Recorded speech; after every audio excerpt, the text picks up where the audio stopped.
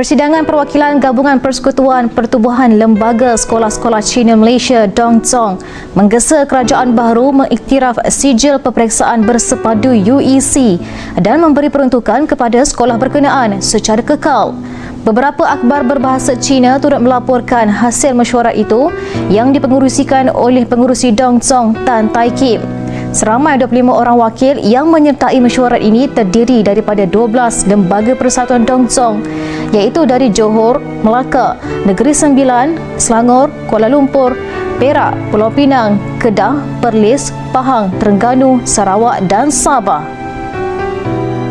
Selain Sinju Daily, akhbar Oriental Daily juga melaporkan hasil mesyuarat bersama Persatuan Gabungan Dongzong kali ke-93 yang disiarkan pada 25 November lalu.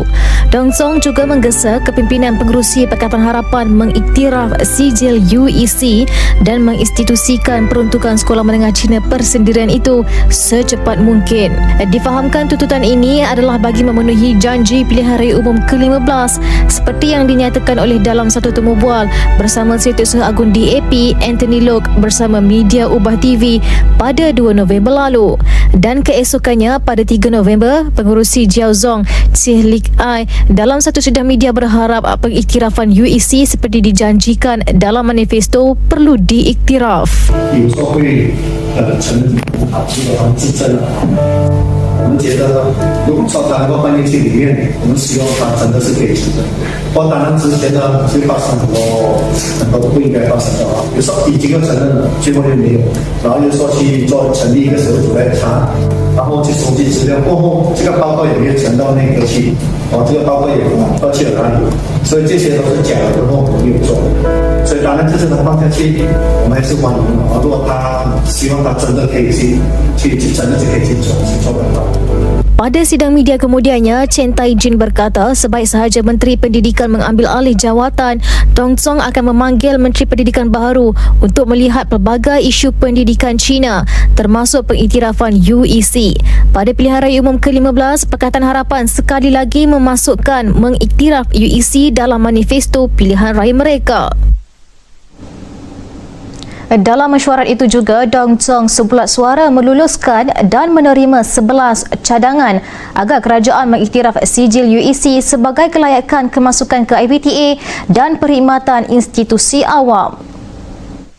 Antara cadangan tersebut yang dituntut kepada kerajaan ialah: pertama, kerajaan dikehendaki menggubal dokumen panduan dasar pendidikan pelbagai budaya secepat mungkin untuk memastikan kesaksamaan pendidikan dan memelihara hak pendidikan vernakular. Kedua, kerajaan mempunyai tanggungjawab untuk menginstitusikan dan memberikan peruntukan secara saksama kepada setiap semua sekolah pelbagai aliran selain membina lebih banyak sekolah pelbagai aliran mengikut keperluan masyarakat. Ketiga, menggesa kerajaan menggubal undang-undang bagi penubuhan jawatan kuasa pemantauan pendidikan persendirian di Parlimen untuk menyelia pelaksanaan penguatkuasaan awam, melaksanakan tadbir urus yang baik, meningkatkan kecekapan dan menghapuskan penyelewengan dan rasuah. Keempat, kerajaan dikehendaki berlaku adil dalam pengagihan dana untuk membiayai kos operasi sekolah, gaji guru, kelengkapan dan capaian internet untuk semua peringkat sekolah bagi mengurangkan jurang pendidikan antara sekolah di bandar dan luar bandar serta menyediakan persekitaran pendidikan yang sempurna dan selamat. Kelima, menggesa kerajaan secepat mungkin mengiktiraf sijil UEC sebagai kelayakan kemasukan ke IPTA dan institusi perkhidmatan awam.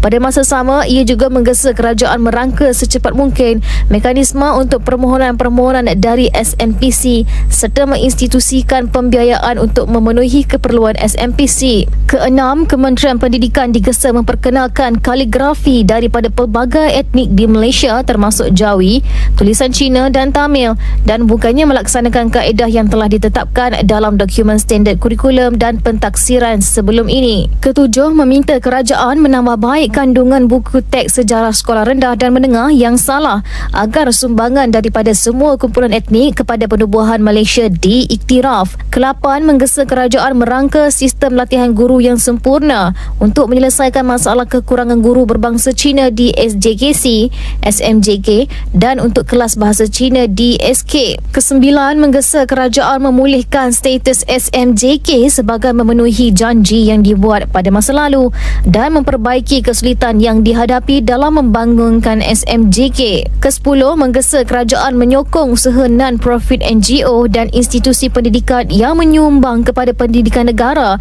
agar dikecualikan daripada cukai dan daripada mencarum kepada pembangunan sumber manusia berhad HRD Corp selain membenarkan penderma menikmati potongan cukai. Dan yang terakhir, kerajaan harus melaksanakan rancangan pembinaan sekolah bagi semua sekolah pelbagai aliran termasuk menanggung kesemua kos pembinaan dan pemilikan tapak untuk penempatan semula dan pembinaan sekolah mikro agar penubuhan sekolah dapat disiapkan dengan jayanya.